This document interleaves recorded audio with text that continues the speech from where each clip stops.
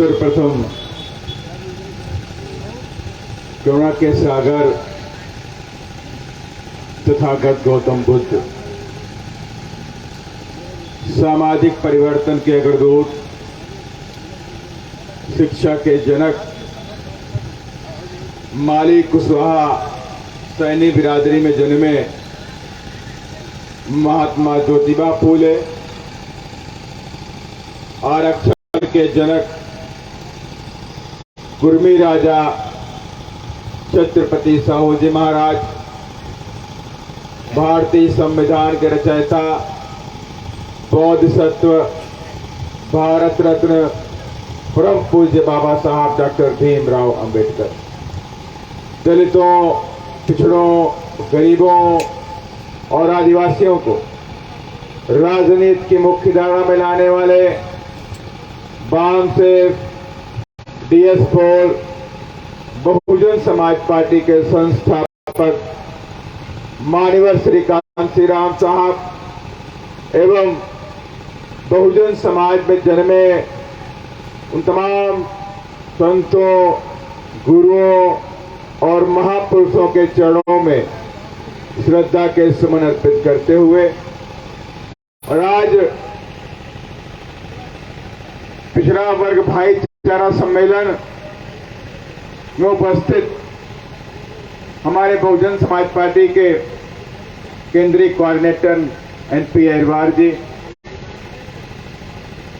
प्रदेश के प्रभारी रत्नाकर जी, प्रदेश के प्रभारी देवलाल सोनी जी, प्रदेश के प्रभारी सूर्यवंशी जी, साथ ही बस्तर से हमारे आदिवासी प्रदेश के अध्यक्ष हेमंत पोयाम जी, विधायक मैं इंदु बंजारे जी और साथ ही मंच पर उपस्थित समस्त भाइयों, इकतीस बुजुर्गों, नौजवान साथियों और साथ ही मेरे सामने बैठे हुए तमाम, चाहे वो पिछड़े समाज से हो, चाहे वो दलित समाज से हो, चाहे वो आदिवासी समाज से हो, चाहे वो सब समाज से, आप सभी लोगों को मैं क्रांतिकारी जय भीम करता हूं। और आज पिछड़ा वर्ग भाईचारा सम्मेलन का एक मकसद था और आज इस मकसद में अभी हमारे तमाम वक्ताओं ने भी बात को रखा, पूर्व विधायक खरे जी ने भी बात को रखा, रत्नाकर जी ने भी बात को रखा, हमारे प्रदेश अध्यक्ष जी ने भी बात को रखा और तमाम पीछे से बैठे हुए तमाम मेरे लोगों की बात को सुना। उसमें पटेल जी बोले, सैनी समाज से उन्होंने बात को रखा और जो पूर्व हमारे जो आयुक्त रहे उन्होंने बात को रखा। सभी लोग इस बात से सहमत हैं कि हम सारे लोग एक हैं। ये तो बात निकल के आ गई। जब हम सारे लोग एक हैं तो हम बटे क्यों? बात यहां पे आती है, आप सबको पता है कि ये बहुजन समाज इस देश में हजारों साल तक गुलामी का जीवन जीता रहा, हजारों साल तक। और आज इस गुलामी के जीवन से निकालने वाले हमारे एक ही मसीहा बाबा साहब डॉक्टर भीमराव अंबेडकर, चाहे वो दलित समाज का व्यक्ति हो, चाहे वो आदिवासी समाज का व्यक्ति हो और चाहे वो पिछड़े समाज का व्यक्ति, इन तीनों लोगों को अगर किसी ने इस देश की गुलामी के जंजीरों से निकालने वाले व्यक्ति हैं तो बाबा साहब डॉक्टर अंबेडकर और हमारे तमाम महापुरुषों का प्रयास, जिनके बताए हुए नक्शे कदम पर चल करके बाबा साहब डॉक्टर भीमराव अंबेडकर ने हम सबको गुलामी की जंजीरों को तोड़ के बाहर निकाला। और आज फिर इस देश में एक बड़ा खतरा बढ़ रहा है। और खतरा किस बात का? कि आज फिर ये पूरे देश का बहुजन समाज वापस गुलामी की तरफ जा। आज संविधान खतरे में, आरक्षण खतरे में है, डेमोक्रेसी खतरे में है। और मैं इसलिए बोल रहा हूं, संविधान इस देश में चाहे किसी धर्म, जाति, मजहब, इन सब का सम्मान करता है। जाति धर्म का सम्मान करता है। संविधान ऊंच नीच की भावना नहीं सिखाता, हिंदू मुस्लिम की भावना नहीं सिखाता कि तुम हिंदू हो, तुम मुस्लिम हो, तुम सिख हो, तुम पारसी हो, ऐसी कोई भावना संविधान नहीं सिखाता। लेकिन धीमे धीमे जब से भारतीय जनता पार्टी केंद्र में बैठी है और प्रदेशों में कांग्रेस की सरकार आई है, इन लोगों ने मात्र अपनी गद्दियों को बचाने के लिए देश की जनता को हिंदू मुस्लिम में झोंकने का काम किया। और अभी मैं एक वीडियो देख रहा था, भारतीय जनता पार्टी के लोग मार्केट में खड़े हुए हैं, पूर्व सांसद उसमें है, एक उनके नेतागण खड़े हुए हैं और वीडियो बोल रहे हैं कि मुसलमानों के साथ, ईसाइयों के साथ में कोई व्यापार नहीं करेंगे। मैं इसलिए मैं फिर से बोल रहा हूं, मैंने कहा संविधान खतरे में है और इसलिए खतरे में है। आर्टिकल 15 पढ़ लीजिए और आर्टिकल 15 संविधान का कहता है इस देश के अंदर जाति धर्म मजहब जन्म के स्थान पर कोई भेदभाव नहीं होगा।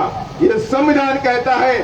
जब ये संविधान कहता है तो भारतीय जनता पार्टी वाले लोग इस संविधान के अगेंस्ट में बात करते हैं और इनके ऊपर तो देशद्रोह का मुकदमा होना चाहिए जो लोग ऐसी बातें करते हैं साथियों। तो आज इसलिए मैंने कहा संविधान खतरे में है। संविधान के अंदर लिखा हुआ है इस देश के अंदर दलितों को, आदिवासियों को, पिछड़ों के बच्चों को रिजर्वेशन के तहत नौकरियां दी जाएंगी। उस संविधान में लिखा हुआ है, ये मिटा नहीं सकते उसको। न कांग्रेस के लोग मिटा सकते हैं और न भारतीय जनता पार्टी के लोग मिटा सकते हैं। तो इन लोगों ने काट निकाला। ये लोग दलितों के बच्चे, आदिवासियों के बच्चे, पिछड़ों के बच्चे, तेली तमोली के बच्चे, पनवारियों के बच्चे, कुम्हारों के बच्चे, पटेलों के बच्चे, मुड़ाओं के बच्चे, यादव के बच्चे पढ़ लिख करके अधिकारी बन के ऊंची ऊंची कुर्सियों में बैठ रही, अच्छी बात नहीं।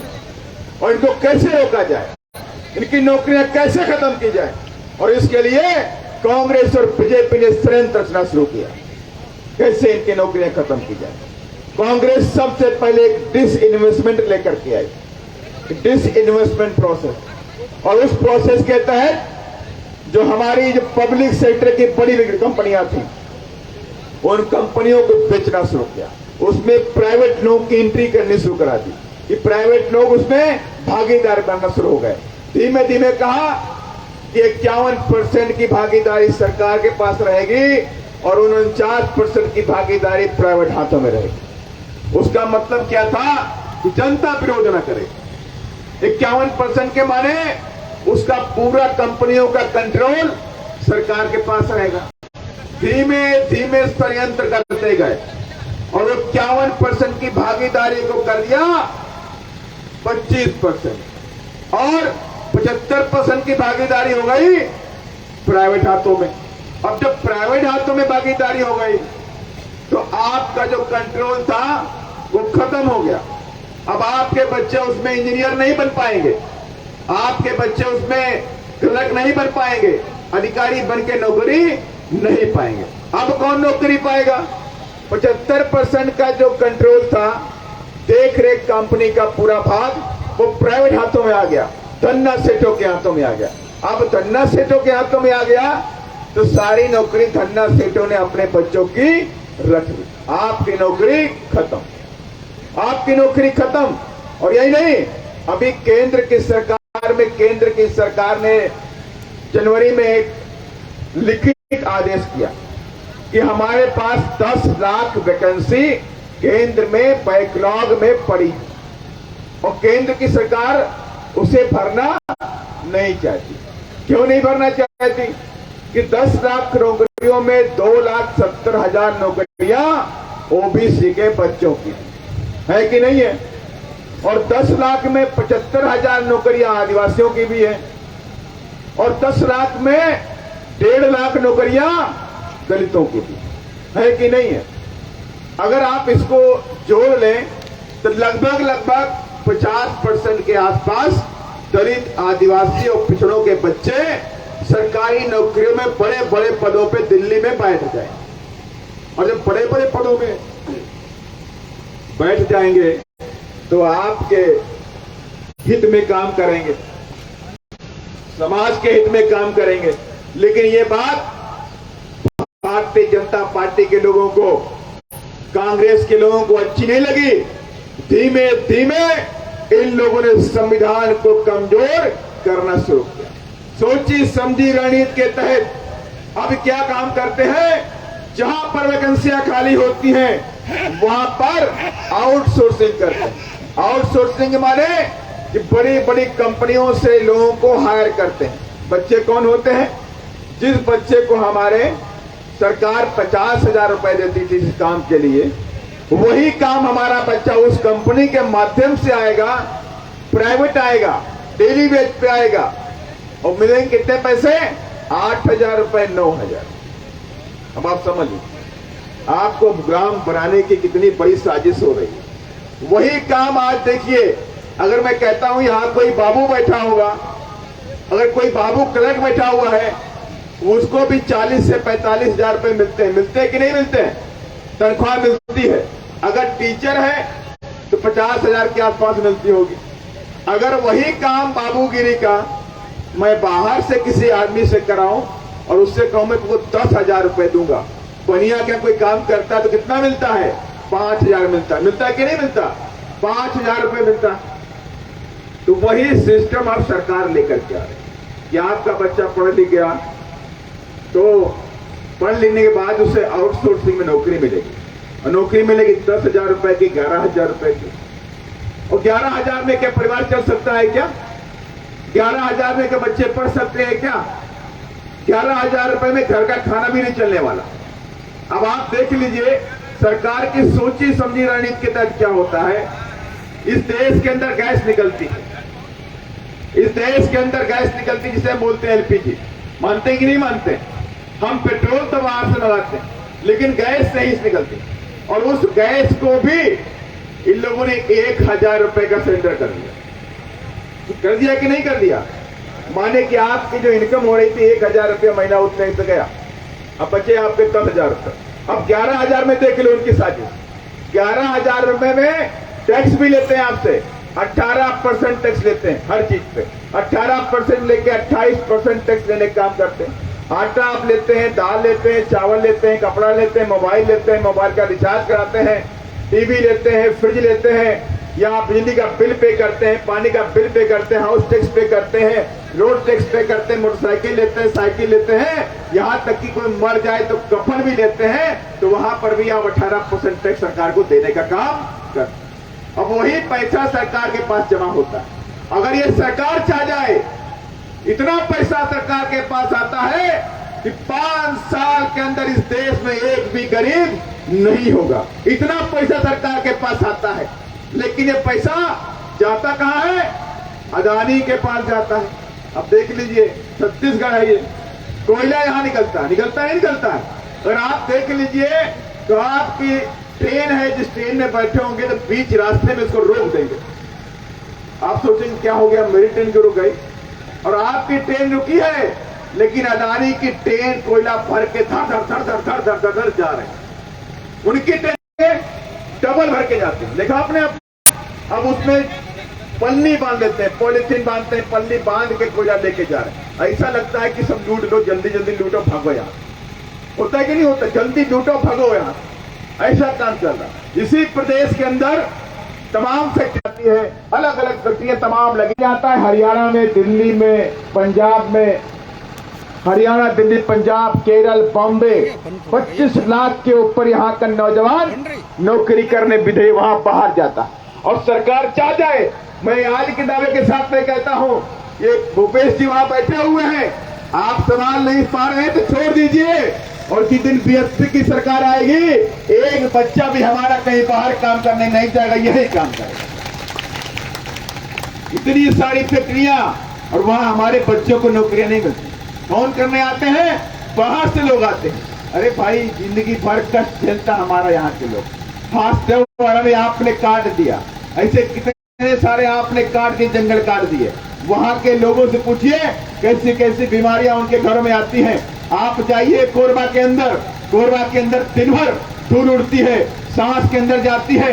तमाम लोग वहां टीबी के दमे की बीमारी के बच्चे बन गए हैं, नौजवान बच्चे वहां बीमार हो गए हैं, दमा हो गया उनके अंदर, लेकिन उनको नौकरी नहीं मिलती है, नौकरी मिलती बाहर वालों, उनके बच्चे जाते हैं बाहर काम करने के लिए। अब ये प्रदेश में नहीं चलेगा। और यही नहीं, 27% रिजर्वेशन की मांग करी। अभी देवीलाल सोनवानी ने बोला कि 27%, 42% यहाँ पे पॉपुलेशन है ओबीसी की है, तो 42% तो छोड़ दीजिए, 27% रिजर्वेशन भी ओबीसी को नहीं दे रहे हैं लोग। और जबकि संविधान में लिखा हुआ है, आर्टिकल 340 में लिखा हुआ है, आबादी के हिसाब से आने वाली सरकारें आबादी के हिसाब से उनकी सामाजिक और आर्थिक बैकवर्डनेस का जांच करके, इन्वेस्टिगेशन करके उनको आबादी के हिसाब से रिजर्वेशन देने का काम करेंगी। ये बात बाबा साहब ने आर्टिकल 340 में लिखने का काम किया। लेकिन आपको 27% भी नहीं मिल रहा, और आदिवासी भाइयों ने रिजर्वेशन मांगा तो ये फाइल कहां गई? राज्यपाल जी के यहां गई। राज्यपाल जी कौन थी? वो जी थी सर, और वो भी आदिवासी समाज से बिलोंग कर रही थी। अगर उनके खाली एक साइन की जरूरत थी, अगर वो साइन कर देती तो ओबीसी के बच्चों को 27% रिजर्वेशन, और आदिवासी भाई जो रिजर्वेशन मांग रहे थे वो रिजर्वेशन को मिल जाता। लेकिन डर किसका था? डर उनको किसका था? डर था दिल्ली में बैठे हुए बड़े नेताओं को। अगर मैंने साइन कर दिया गलती से तो मेरी गवर्नरी खत्म हो जाएगी, मेरे राज्यपाल का पद खत्म हो जाएगा। और उन्होंने साइन नहीं किया। क्या साइन किया? नहीं साइन किया। माने कि अगर वो साइन करती तो छत्तीसगढ़ तो छोड़ दीजिए, पूरे देश के अंदर इतिहास में लिखी जाती कि गवर्नर ने दलितों और आदिवासियों पिछड़ों के सम्मान में रिजर्वेशन के बिल पर साइन करके छत्तीसगढ़ में एक इतिहास कायम कर दिया। लेकिन उन्होंने ऐसा काम नहीं किया, क्योंकि वो हमारे लिए काम नहीं करती है, वो उनके इशारे पे काम करती है जो दिल्ली में बैठे हुए लोग हैं। इसलिए मैं कहता हूं, छत्तीसगढ़ के अंदर तमाम दिक्कतें आती हैं, चाहे ओबीसी का रिजर्वेशन हो, चाहे आदिवासियों का रिजर्वेशन हो, चाहे हाथदेव वाला जो कान, हाथदेव जंगल को काट दिया गया, इन सारे मुद्दों को अगर आप ले लीजिए तो यहाँ पर 10 मेंबर ऑफ पार्लियामेंट हैं, और 10 मेंबर ऑफ पार्लियामेंट में 5 आदिवासी और दलित समाज से आते हैं। आते कि नहीं आते? 4 आदिवासी हैं और 1 दलित समाज से आता है।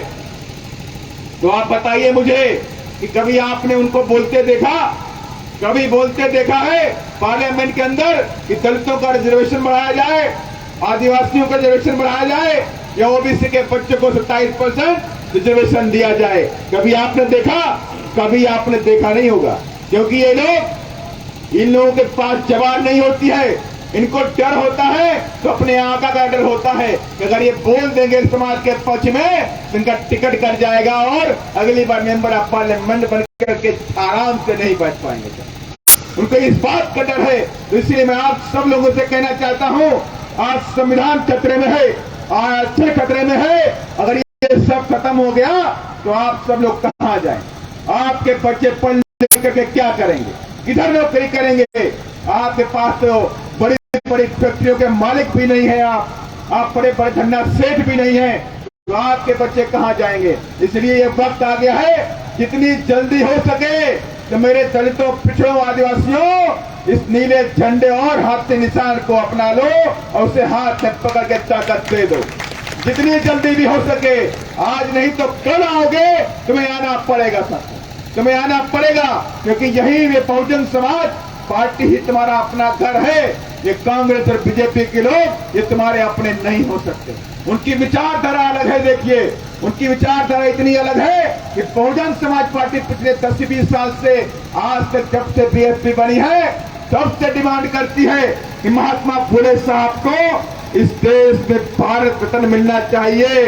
लेकिन आज तक न बीजेपी की सरकार ने और न कांग्रेस की सरकार ने महात्मा फुले, माता सावित्रीबाई फुले को भारत रत्न देने का काम नहीं किया। ये दिखावटी लोग हैं, ये दिखावा करते हैं कि हमारे महापुरुषों का ये सम्मान करते हैं। अभी आपने देखा कि भारतीय जनता पार्टी के लोगों ने आदेश किया कि हम कुंभ मनाएंगे, बाबा साहब के जन्म दिवस को एक कुंभ के रूप में मनाएंगे। लेकिन अगर आप बाबा साहब के घर में मूर्ति लगाइए, गांव में मूर्ति लगाइए, उत्तर प्रदेश के अंदर ये हाल हो गया कि बाबा साहब के नाम पर आप कोई गांव में पूजा पाठ नहीं कर सकते, बुद्ध धर्म के नाम पे कोई पूजा पाठ नहीं कर सकते, बाबा साहब की कोई मूर्ति नहीं लगा सकते। ये ऊपर से मुख्यमंत्री का आदेश है। इतना खौफ इन लोगों को बाबा साहब के नाम से है। वो जानते हैं कि बाबा साहब की विचारधारा के लोग, अगर बाबा साहब का जय भीम का नारा अगर देश में गूंज गया, नीली क्रांति इस देश में आ गई, तो ये बड़े बड़े धन्ना सेठों का बोरिया बिस्तरा यहां से बंद जाएगा और इस देश के अंदर दलितों, पिछड़ों, गरीबों का राज इस देश में कायम हो जाएगा। इसलिए ये नहीं चाहते कि हमारी विचारधारा आगे बढ़े, ये नहीं चाहते कि हमारे महापुरुषों का मान सम्मान, उनकी बातें, उनकी विचारधारा गांव गांव में जाके पहुंचे। लेकिन ये कसम बहुजन समाज पार्टी के जाबाज सिपाहियों ने खा ली है कि हम महापुरुषों की विचारधारा को गांव गांव में लेकर के जाएंगे और बाबा साहब की अलग को भी हर घर में जगह करके काम करेंगे और हर जबान पर जय भीम का नारा गूंजेगा, हर जबान पे, हर घर में जय भीम का नारा गूंजेगा। और विश्वास मानिए, अगर आप सब लोगों ने मिलकर के एक होकर के ताकत लगा दी और जय भीम के नारे के साथ में 2023 में चुनाव में आप उतर गए, तो सरकार यहाँ पर दलितों की होगी, सरकार यहाँ पर आदिवासियों की होगी, सरकार यहाँ पर पिछड़ों की होगी, माने कि बहुजन समाज पार्टी की होगी। साथियों, यही बातें आप सभी लोगों से मैं अपील करने के लिए आया था कि आप सभी लोग मिलकर के इस बार बहुजन समाज पार्टी की माने हम सब बहुजनों की अपनी पार्टी, या हम सब बहुजन समाज के लोगों की अपनी पार्टी बहुजन समाज पार्टी है, जो बाबा साहब की विचारधारा पे, महात्मा फुले की विचारधारा पे, छत्रपति साहू जी महाराज की विचारधारा पे और तमाम